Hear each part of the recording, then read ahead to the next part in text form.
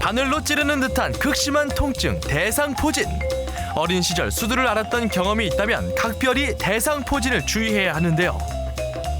수두가 완치됐다 하더라도 수두 바이러스는 완전히 사라지지 않고 체내에 잠복해 있다가 면역력이 떨어지면 신경을 타고 피부로 내려와 염증을 일으킵니다. 그런데 피부 염증이 생기더라도 단순한 피부병으로 생각하고 치료 시기를 놓치는 경우가 많은데요. 대상포진은 몸의 신경을 공격해 신경통은 물론 시력 상실, 안면 마비와 같은 치명적인 후유증을 남길 수 있어 조기 치료가 중요합니다. 대상포진을 예방하기 위해서는 평소 면역력을 키우고 50대 이상이라면 대상포진 예방접종을 받는 것도 좋은 방법입니다. 그럼 지금부터 대상포진에 대해 자세히 알아보겠습니다. 네, 이렇게 가렵고 건조증이 심해지고 이 정도를 넘어서서 실제로 이제 치료가 필요한 분들도 많이 늘어나는 거죠. 환자가 많이 증가하죠. 네, 맞습니다. 건조증 때문에 피부 질환이 안 좋아지는 경우들이 많이 있습니다. 건성 습진이나 아토피 피부염, 이 건조해지면은 굉장히 안 좋아질 수가 있고요. 네. 뿐만이 아니라 건선도 악화돼서 병원에 오시는 분들이 종종 있습니다. 그런데 이런 가려움증 질병들뿐만이 아니라 환절기가 되면은 생체 리듬이나 밸런스가 많이 깨지게 되고요. 또 면역력이 약화가 됩니다. 그럼 이에 따른 대상포진과 같은 질병들도 잘 생길 수가 있습니다. 네, 면역력이 떨어지면서 대상포진에 잘 걸릴 수 있다. 그리고 또 하나는 수두를 예전에 어릴 때 알았다면 대상포진 더 주의해야 한다. 이런 얘기 많이 듣거든요. 이게 어떤 관련이 있습니까? 네, 대상포진. 네, 이 질환에 대해서 들어보신 분들이 요즘 흔하더라고요. 네, 많이 있으실 걸로 생각이 됩니다. 대상포진은 흔하게 굉장히 아프고 피부에 발진이나 물집이 생기는 그런 물집 질환으로 설명을 많이 하고 있습니다. 네. 이 대상포진은 바이러스 때문에 생기는데요. 이 바이러스 이름이 수두 대상포진 바이러스입니다. 이름에서 보시는 것과 같이 수두와 대상포진은 같은 바이러스 때문에 생기게 되는 거죠. 어린 시절에 알았던 우리 수두 바이러스가 몸 안에서 없어지는 것이 아니라 남아있게 됩니다. 신경이라는 부분에 남아있게 되는데 이 남아있는 상태를 우리가 잠복기라고 이야기를 하게 되고요. 네. 어느 순간 이 바이러스가 다시 활동을 하게 됩니다. 이렇게 활동을 하게 돼서 신경을 타고 피부에 나오게 되면은 우리가 이것을 대상포진이라고 이야기를 하게 됩니다. 그러니까 어릴 때 알았던 수두 바이러스가 내 몸에 남아 있고 그게 다시 이제 발현돼서 대상포진을 일으키는 거네요. 네. 그럼 반대로 난 수두를 앓은 적이 없어요. 한다면 대상포진도 안 걸립니까? 네, 그렇습니다. 만일 정말 수두를 앓지 않았다면은 대상포진에 걸릴 위험은 없습니다. 네. 하지만 어렸을 때 우리가 정말로 수두를 앓았는지 아니면은 앓지 않았는지에 대해서 잘 모르시는 분들이 많고요. 가볍게 지나가면 감기로 오인하시는 분들이 많이 있기 때문에 수두를 정확하게 잘 모르시는 분들이 많이 있습니다. 뿐만이 아니라 2005년도부터는 수두 예방접종이 기본 접종에 포함이 되어 있기 때문에 수두를 앓더라도 매우 가볍게 지나가는 경우들이 많이 있습니다. 네. 그래서 이런 분들 같은 경우에는 대상포진의 위험에 노출되어 있다고 생각을 할 수가 있고요. 네. 저도 수두를 앓지 않았다고 생각을 했었습니다. 네. 근데 얼마 전에 혈액 검사를 하니까 수두 바이러스에 대한 면역성을 가지고 있더라고요. 그럼 예전에 알았다는 거예요? 알았다는 거죠. 저도 모르는 사이에 지나간 거죠. 감기로 생각하고 지나갔던 거죠. 네. 그래서 저도 언젠가는 대상포진에 걸릴 위험에 놓여 있다고 생각을 할 수가 있습니다. 조심하셔야겠습니다. 네. 하지만 지금 이렇게 말씀해 주신 그런 케이스가 저도 그럴 것 같고요. 많은 분들이 이제 포함이 되실 것 같아서 대상포진 더 유의를 해야 됐는데 잘 있던 이 바이러스가 왜 갑자기 이렇게 나타나서 괴롭히는 걸까요? 네, 수두 바이러스가 우리가 다시 활동을 한다라고 이야기를 하는데 그것은 면역과 굉장히 연관이 높습니다. 네. 우리 몸에는 면역이라는 아주 좋은 친구가 있습니다. 그래서 바이러스가 활동을 하려고 할 때 항상 진압을 해서 활동을 못하게 방어를 해주는데 네. 어떤 원인에서든 면역이 저하된 상태라면은 바이러스가 활동하려 할 때 진압하지 못하고 바이러스가 나오게 되는 거죠.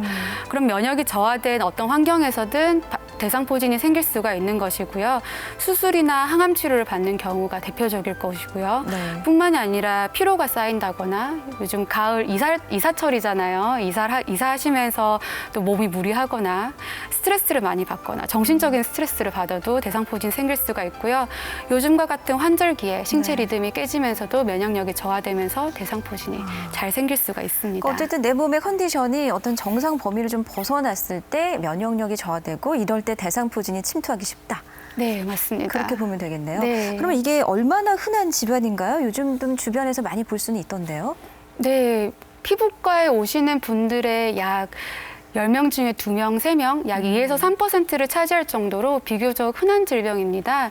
연세가 많이 들수록 훨씬 더 많이 생기는데 65세 기준으로 말씀을 드리면 65세 이상인 분들이 그렇지 이하인 분들에 비해서 5배 이상 정도 더 많이 생긴다고 네, 이야기를 하고요. 고령이 많으시군요. 네, 그렇습니다. 그 이유는 고령이 되면서 면역력이 저하되는 부분들이 있고요. 네. 또 고령이면은 다른 질병으로 또 약물을 복용도 많이 하시고 수술도 많이 받으시기 때문에 또 빈도가 많이 올라가게 됩니다. 네. 그러니까 2, 3% 정도에서 이제 발현을 한다. 피부과에 찾는 환자 중에서요. 네. 네. 그런데 최근에는 또 젊으신 분들한테도 많이 생기는 거를 볼 수가 있습니다. 2010년도 통계 자료인데요. 보시면 50대 이후에 아주 많은 분포를 보이고 있지만 20, 30대에도 많은 것을 볼 수가 있습니다. 이 이유를 생각을 해보면 20, 30대에도 굉장히 활동을 많이 하게 되고요. 과격한 운동, 심한 다이어트로 인해서도 대상포진 오시는 분들도 있고요. 육아 생활, 직장 스트레스, 이런 밤샘을 해가면서 일을 한 이후에도 대상포진이 오는 분들이 종종 있기 때문에 이런 젊은 분들한테도 대상포진이 네. 절대 피해가지 않는다고 말씀을 드릴 수가 있겠습니다. 아니 보니까 분홍색 띠가 되게 긴데 여자가 훨씬 많네요. 남자보다. 여성의 비율이 조금 더 높습니다. 아, 여성이 네. 더 취약할 수 있다. 네. 예. 근데 대상포진하면 이제 말 그대로 대상한 띠 모양으로 이제 발진도 네. 생기고 극심한 고통이 나타나는 거잖아요. 네, 맞습니다. 증상이 구체적으로 어떻죠? 피부에 발진이 생기지 않으면 대상포진으로 진단하기 힘든 경우가 많습니다. 또 피부 발진과 통증이 동시에 생기지 않기 때문에 진단이 힘든 경우도 많이 있고요. 슬라이드를 보시면 처음에는 한쪽에 통증이나 감각 이상이 생기게 되고요. 5일이나 4일 정도 안에 피부 발진이 발생을 하게 되고 이들이 점점점 번지면서 작은 물집이 모이고 이들이 띠를 형성을 하게 됩니다. 그래서 이런 발진이 띠를 형태로 이루기 전에는 대부분 내과나 정형외과를 방문하셔서 다른 검사들을 받으시는 경우들이 많이 있습니다. 네.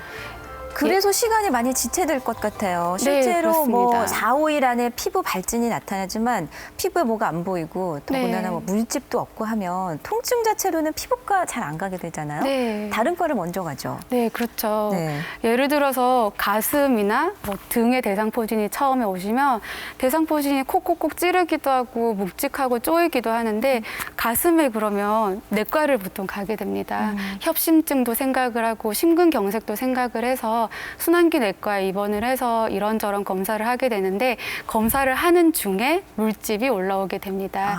그러면은 이 통증의 원인이 심장인 문제가 아니라 대상포진이었구나라고 해서 대상포진으로 진단을 하게 되는 경우들도 종종 볼 수가 있습니다. 그때 이제 피부과를 찾게 되는 거죠. 네. 자, 여성 환자 3분을 만나봤는데요. 어떤 증상 갖고 계신지 들어보시겠습니다. 처음에는 여름이어서 저는 모기가 물린 것처럼 좀 따끔따끔해서 처음에 모기인 줄 알고 모기약을 발랐는데 안 낫더라고요. 나중에 보니까 결국 이게 수보로 군집으로 수보가 생겨가지고 이게 어떤 다른 좀 피부 병변인 것 같다 싶어서 피부과로 왔습니다. 어릴 때 수도 앓으셨어요? 예, 초등학교 때쯤. 이쪽에서 처음에 여기였는데 나중에 보니까 여기까지 이렇게 한 줄로 이렇게 일직선으로 딱 나타나더라고요. 시간이 지나니까 물집이 남이 보기에도 이렇게 좀 징그러울 정도로 굉장히 많이 수포가 이렇게 군데군데 이렇게 많이 잡히더라고요.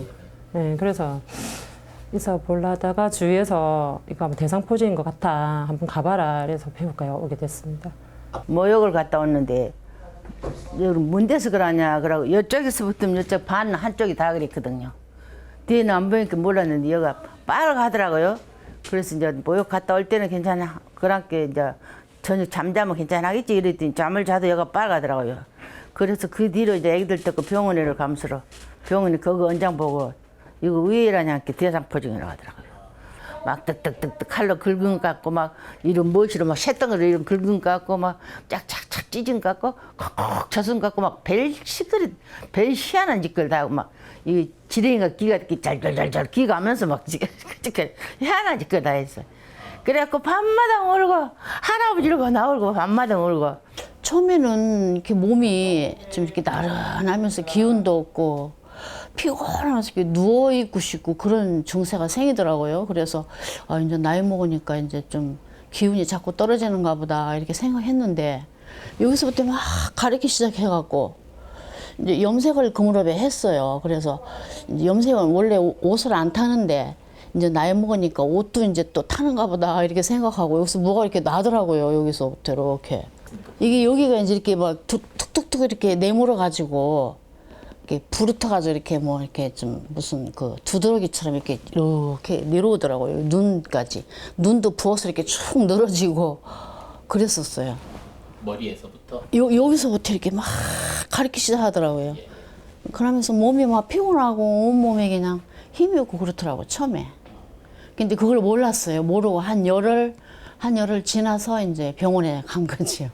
동네. 아프지는 않으셨습니까? 아프지요. 막 쑤시고 아프고 뭐 어딘가 모르게 하여튼 이상하게 몸이 막 아파요 그냥.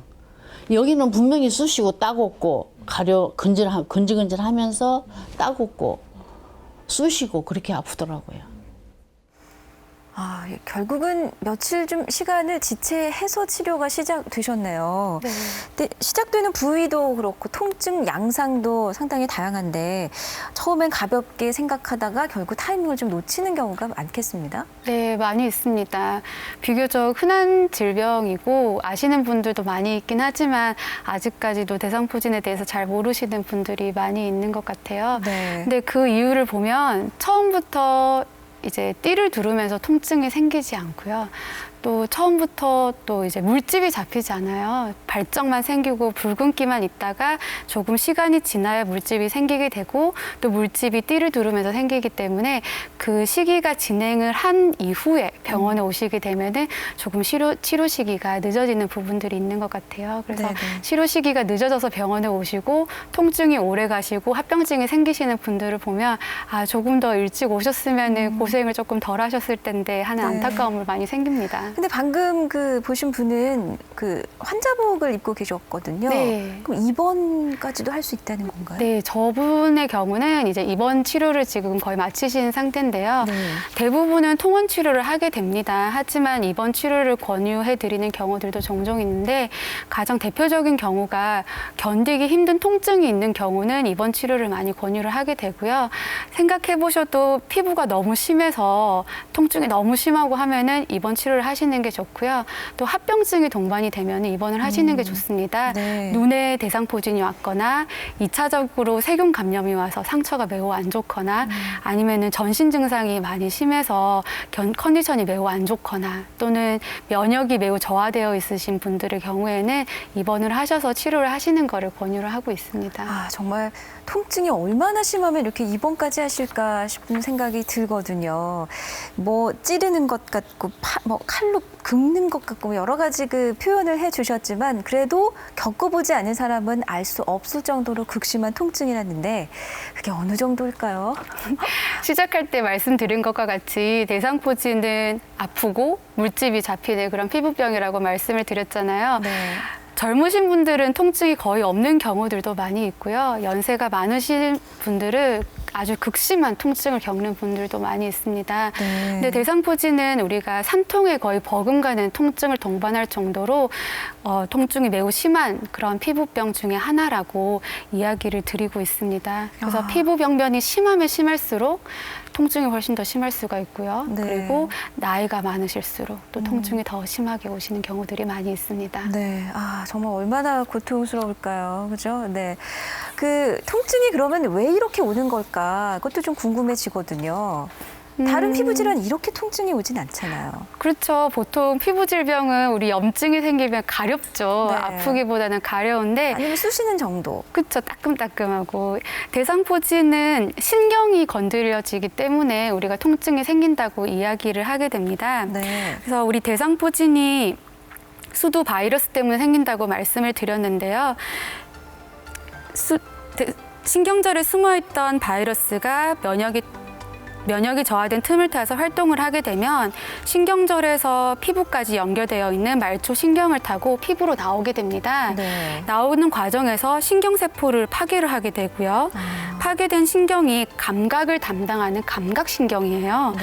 그렇기 때문에 이런 심한 통증이 생기게 되고요. 통증뿐만이 아니라 이상감각증이나 가려움증도 같이 생기게 되는 거죠.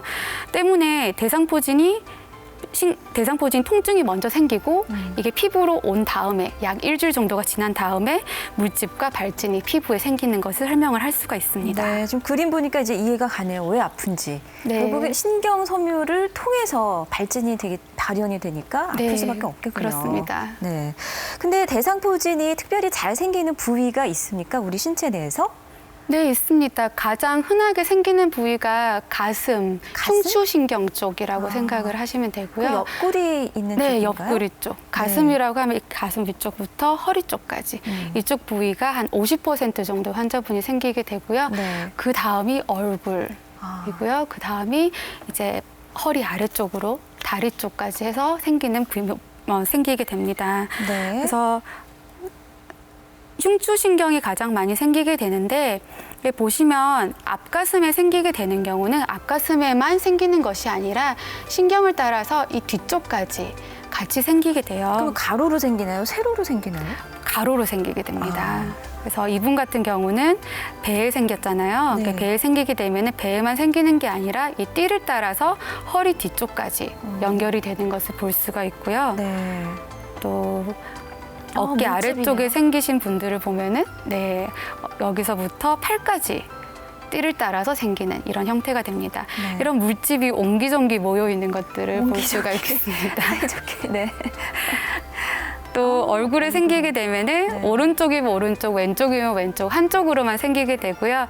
이렇게 신경의 분포를 따라서 생기게 되거나 이렇게 신경의 분포를 따라서 한쪽으로 생기는 지금 것을 두 볼 수 어르신의 있습니다. 경우는 눈 부위도 그렇고 지금 귀 부위도 그렇고 상당히 부어 있거든요. 이게 네. 대상포진 때문에 그런 거예요. 네, 안면부에 얼굴 부위에 생기게 되는 거는 네. 대면 부종이 많이 생길 수가 있습니다. 그래서 네. 이에 대한 또 치료가 같이 들어가게 되고요.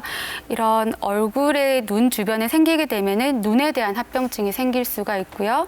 귀 주변에 생기게 되면은 또 안면마비와 같은 합병증이 생길 수가 있기 때문에 또 주의가 필요하게 됩니다. 그 결국은 이제 신경세포를 타고 올라오기 때문에 그런 합병증, 후유증을 남길 네, 수가 있는 그렇습니다. 거군요. 예. 근데 발진이 지금 보니까 뭐 얼굴 아니면 여기 옆구리 요 그 가슴 부위 이렇게 좀 특정 발생 부위가 있는데 사실은 온몸에 다 생길 수 있는 건가요? 원칙적으로는?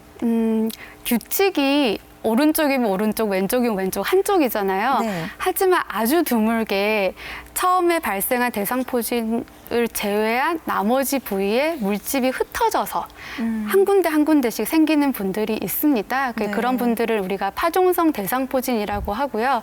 빈도는 전체 대상포진 환자의 약 1% 정도이기 때문에 매우 적고요. 네. 그런 분들은 매우 고령이거나 매우 면역이 매우 저하되어 있으신 분들에게서 생기는데 이런 분들은 좀 더 많이 고통스러워 하시는 분들이 있고 해서 주사로 바이러스 약이 들어가거나 뭐 입원 치료를 하셔야 되는 경우들이 많이 있습니다. 네. 근데 처음에 이렇게 주변에 보면 대상포진을 거기에 걸리게 되면 처음엔 잘 모르게 이제 지나가니까 1, 2주 정도는 엄청 고생을 하시더라고요. 네. 좀 병원에 늦게 가서 그런지 이게 네. 어느 정도 뭐 기간이 있어요? 통증은 발진이 생기기 4, 5일 정도 전부터 통증이 생긴다라고 이야기를 드리잖아요.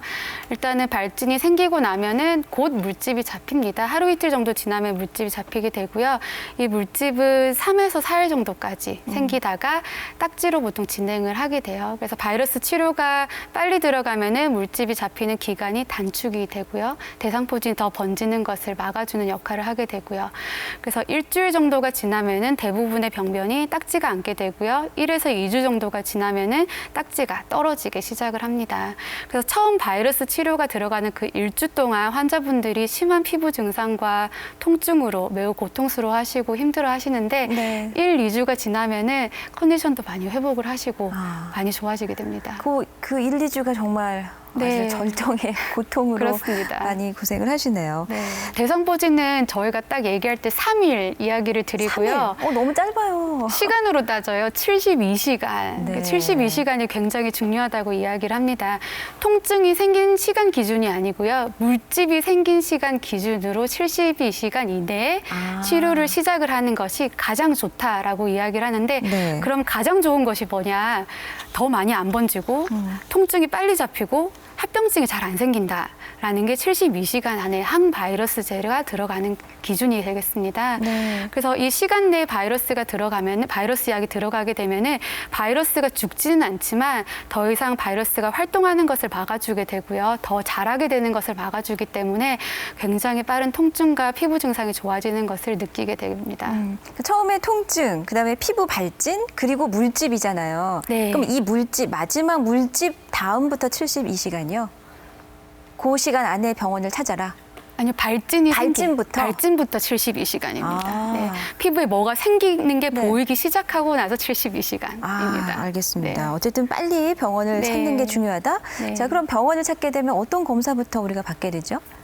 피부과에서 이제 내원을 하시게 되면은 대상포진을 진단할 때 가장 중요한 것은 눈으로 확인을 하는 것입니다.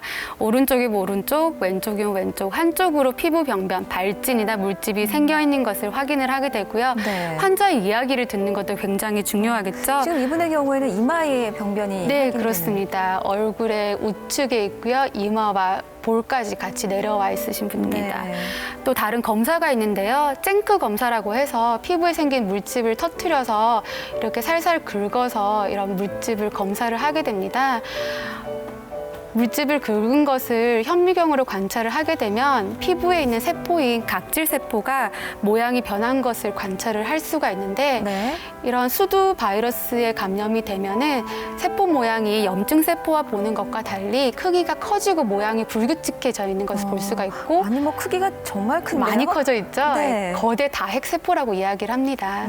이런 검사들이 뭐 대상포진 진단에 도움이 될 수가 있습니다. 네. 자, 그럼 이런 검사를 통해서 진단을 받고 그럼 바로 치료에 들어가겠죠? 네, 그렇습니다. 네. 치료는 어떻게 하죠? 약물 치료가 가장 중요하고요. 바이러스 치료와 진통제 치료가 가장 중요합니다. 네. 하지만 뭐 그거 치료 이외에도 뭐 상처 소독과 레이저 치료를 하게 되고요. 이런 보시는 헬륨네온 레이저는 붉은 파장이 나오는 레이저 치료인데요. 이걸 하루에 10에서 15분 정도 쬐게 되면은 상처 회복과 또 통증 완화에 도움이 되기 때문에 대상포진 환자들한테 유용하게 또 사용을 하게 되고요. 이런 레이저 치료가 마치고 나면은 이런 소독된 가제와 멸균된 생리식염수를 이용을 해서 상처 관리를 하게 됩니다. 그래서 진물과 딱지가 있는 부위에 이런 가제를 올려두게 되고요. 이런 수분 드레싱을 하고 수분 드레싱이 마치고 나면은 2차 감염을 또 예방을 하기 위해서 항생제 연고를 도포하는 과정을 거치게 됩니다. 여기에 땀까지 흘리고 이러면 참 환자 입장에서도 참 고통스럽겠어요. 네, 특히 여름철에 네. 겪으시면 힘들어하십니다. 그럼 피부에 발진이 생기고 3일 이내, 72시간 이내에 빨리 병원을 가서 치료를 시작하는 게 좋은데 이런 치료를 어느 정도나 우리가 받아야 되죠? 대상포진을 치료할 때 가장 중요한 거는 처음 일주일입니다. 왜냐하면 그 항바이러스제, 바이러스를 더 이상 활동하지 못하도록 하는 그 약을 딱 일주일만 사용을 하거든요. 네. 그 이후로 사용을 하는 것은 도움이 안 된다고 되어 있어요. 그래서 딱 일주일 사용하는 것이 가장 도움이 되고 그 일주 이후에 가장 드라마틱한 아주 많은 호전을 보이게 됩니다. 1, 2주가 지나면은 피부 병변이나 통증이 많이 좋아진다고 말씀을 드렸잖아요. 네. 그 시점에서 치료가 종료되시는 분들도 덜어 있지만 피부 증상이 조금 더 오래 가시는 분들도 있고요. 통증이 몇 주까지 지속되시는 분들이 있습니다. 그런 분들은 그 이후에는 진통제와 같은 치료로 조절을 하게 됩니다. 그럼 항바이러스 제제라는 게 먹는 약인가요? 아니면 뭐 주사를 맞나요? 어떤 방법이죠? 통원 치료를 하시게 되면은 먹는 약으로 처방을 하고요. 네. 입원 치료를 하시게 되면은 주사약으로도 처방을 하게 됩니다. 둘 다 가능하군요. 네. 근데 그런 약이나 또 바르는 연고나 좀 오래 사용하면 혹시 부작용이나 이런 건 없습니까? 생길 수 있죠. 예. 뭐 다들 걱정하시는 게 피부과 약 독하지 않아요. 피부 연고 부작용 생기지 않아요. 네. 우리가 생각하는 대상포진의 그런 치료약을 일반적으로 생각하는 그런 약과는 조금은 다릅니다. 대상포진 때 사용하는 바이러스 약은 소변으로 배설이 됩니다. 그래서 컨디션이 안 좋다는 핑계로 물도 안 드시고 식사도 거르시면서 약을 드시게 되면은 콩팥에 손상을 줄 수가 있습니다. 그래서 간혹 소변 보는데 문제가 생겨서 오시는 분들이 더러 계세요. 그래서 바이러스 약을 드실 때는 충분한 수분을 섭취하고 물을 충분히 드시는 것이 중요하다고 말씀을 드릴 수가 있고요. 또 진통제 드시면서 속이 메스꺼워요 하시는 분들 더러 있으시거든요. 근데 진통제를 안 드시게 되면 통증에 너무 힘들어하시기 때문에 약을 변경해서 조절을 하셔서 약을 드시는 게 도움이 됩니다. 항생제 연고는 부작용이 없으시는 거 아실 것 같고요. 상처가 좋아지고 나면은 진통제의 연고 종류도 있습니다. 그런 종류의 연고는 일반적으로 얘기하는 스테로이드 종류의 연고가 아니기 때문에 오래 사용하셔도 부작용이 없다고 걱정 안 하셔도 되겠습니다. 그러면 나는 증상이 그렇게 심하지 않으니까 바르는 연고만 주세요. 가능한 네. 얘기인가요? 네, 가능합니다. 뭐 물집이 몇 군데 조금 생기고 네. 별로 안 아파요. 저 타이레놀 하나만 먹어도 괜찮습니다 하면 안 드셔도 됩니다. 실제로 50세 이하에서 예를 들어 네. 20, 30대 환자가 물집이 아주 작게 생기고 건강한데 대상포진이 아주 약하게 왔다. 연고만 바르고 진통제 조금만 먹어도 큰 후유증 없이 좋아지는 경우들이 종종 있습니다. 네. 하지만 그 이후에 합병증이 발생할 수도 있고 안 할 수도 있기 때문에 원칙적으로는 대상포진을 치료를 할 때는 항바이러스제를 치료를 하는 것이 가장 좋다라고 말씀드리겠습니다. 맞아요. 뭐 예후가 어떻게 될지 모르기 때문에 일단 처음에 잡을 때 좀 세게 잡아주는 게 좋겠네요. 그렇습니다. 예. 자, 빠른 시간 내에 좀 적절한 치료가 이제 들어가는 게 중요한데 수두도 우리 그렇지 않습니까? 혹시 어릴 때 수두 알아보셨는지 그 흉터가 좀 남을 수 있잖아요. 네. 근데 이 대상포진도 지금 화면을 보니까 뭐 얼굴에 이마에도 이렇게 좀 딱지도 않고 그래서 여성분들의 경우에 더 신경을 쓸 것 같거든요. 네. 흉터가 남을까 그렇지 않을까 어떤가요 실제로는? 바이러스가 같잖아요. 네. 수두 바이러스와 대상포진 바이러스는 같기 때문에 수두에서 남을 수 있는 흉터가 상처 관리가 되지 못하면 대상포진에서도 남을 수가 있습니다. 아. 보통 얼굴에는 흉터가 좀 생길 수가 있는데 흔하진 않지만 대부분은 얼룩덜룩한 그런 흉터가 생길 수가 있어요. 과색소 침착이나 저색소 침착과 같은 그런 얼룩과 같은 변화를 남기는 경우들은 흔하게 있습니다. 네. 하지만 이제 상처 관리가 잘 되지 않아서 2차적으로 감염이 되면은 살이 패인 것과 같은 우리 수두 자국이라고 이야기를 많이 하죠. 네. 그런 흉터가 생기는 경우들도 종종 있습니다. 그럼 그 흉터는 또 흉터 치료 관리를 따로 또 해야 되겠네요? 네, 보통 흉터를 좋아지게 하기 위해서 네. 레이저 치료나 뭐 박피술이나 이런 치료를 젊은 여성분들은 또 추가로 하고 있습니다. 내가 그렇게까지 심해지기 전에 빨리 잡는 것이. 예, 당연히 중요합니다. 네. 그래서 바이러스 치료를 하고 또 아까 보셨던 그런 수분 드레싱이나 레이저 치료 그리고 연고를 도포하는 것 이런 것들이 매우 중요합니다. 네.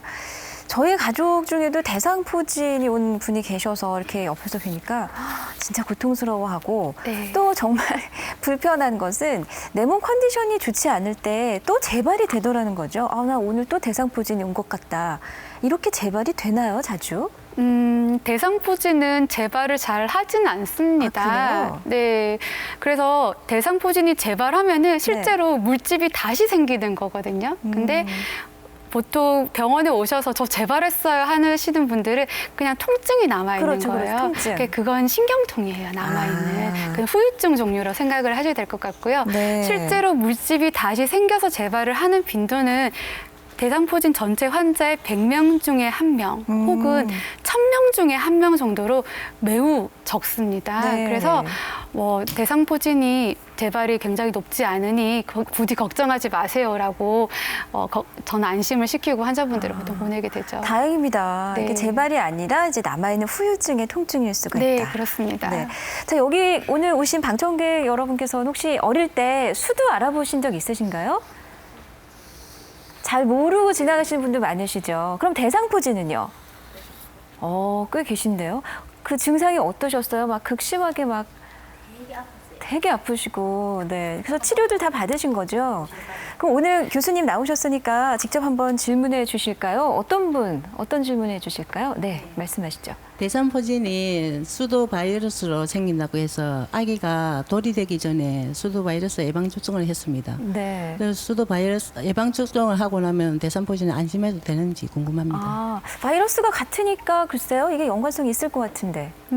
수두 예방 접종은 수두만 예방을 해주거든요. 그래서 수두 예방 접종을 하게 되면은 수두를 뭐 안 할 수도 있고요. 가볍게 하고 지나갈 수도 있는데 실제로 수두 예방 접종 때 사용되었던 바이러스가 우리 몸 안에 남아 있기도 하고요.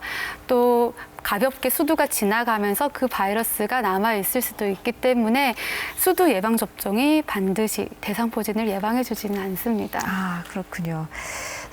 자, 그리고 또 한 분 더 질문해 주실까요? 네. 남편이 감기 몸살을 심하게 앓고 난 후에 대상포진이 걸렸는데요. 네. 지금 치료받은 지 3개월이 지났는데도 약간 통증이 있다고 합니다. 치료가 다 안 된 건지 궁금합니다.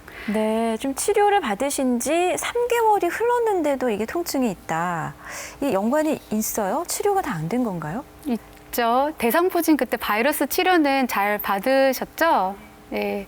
그래서 대상포진이 좋아지고 나서 혹은 치료가 종결되고 한 1에서 3개월 이후에 통증이 남아있는 경우를 대상포진 후 신경통이라고 이야기를 합니다.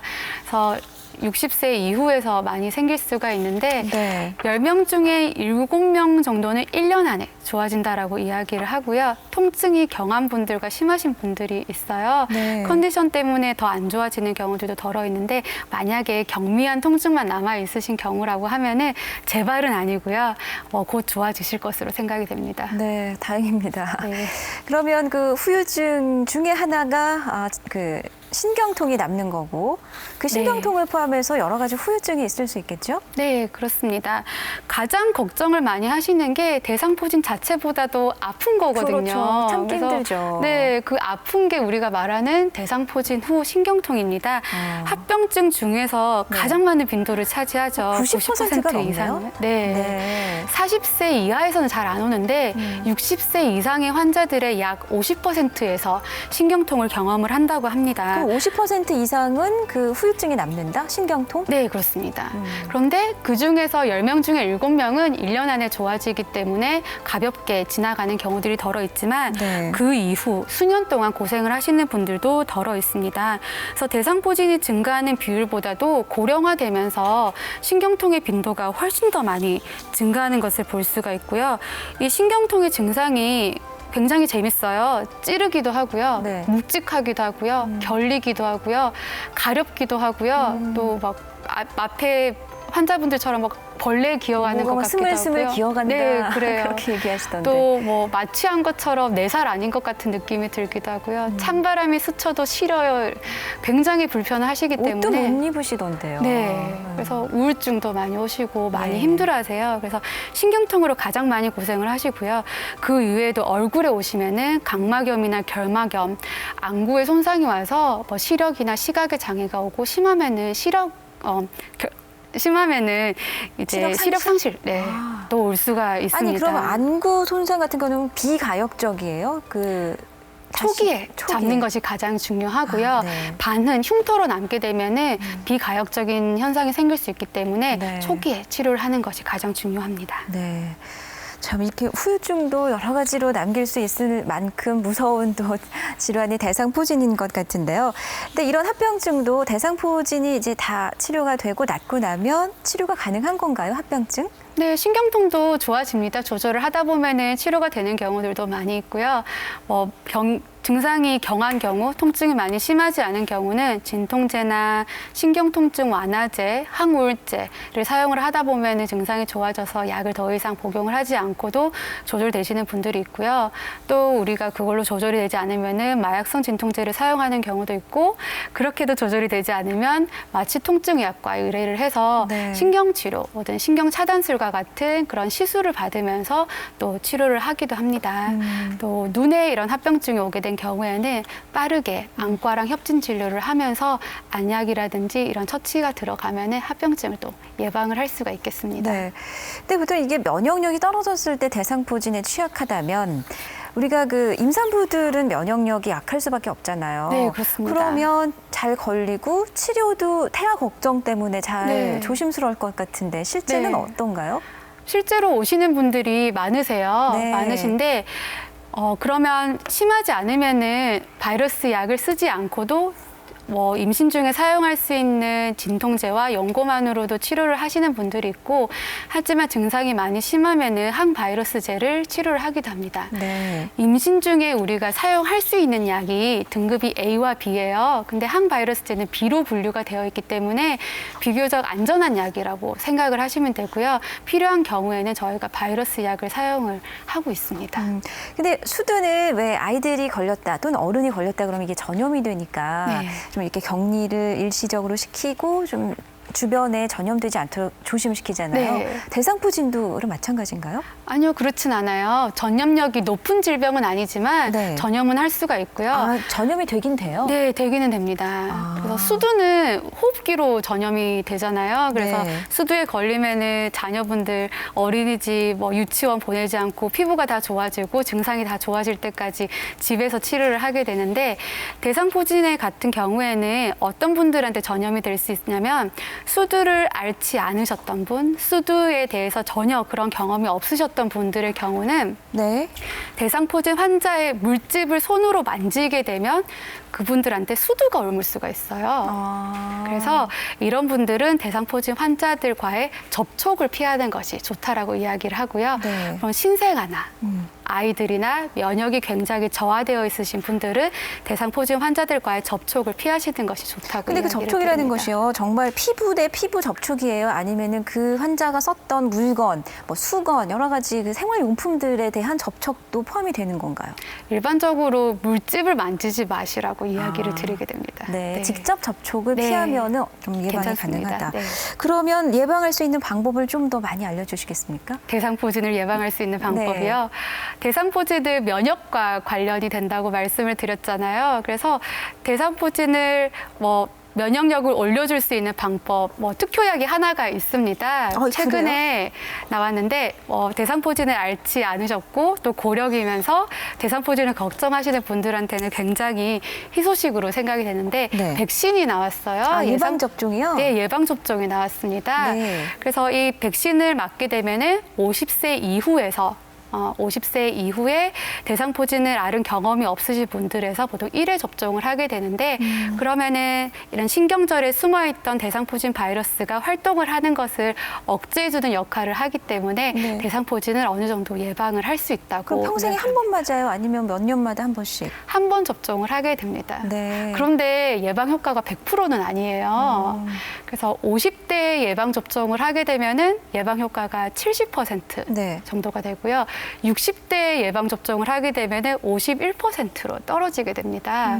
그래서 접종을 하시려고 하면은 50대 초에 빠르게 접종을 하시는 것이 가장 효과적이라고 효율적이라고 그러면 이야기를 더 드릴 빨리 수 맞으면 어떤가요? 40대, 30대. 대상포진의 빈도 자체가 네. 50대 이후에서 급격하게 증가하기 때문에 50대 이후에 접종을 권고를 하고 있습니다. 네.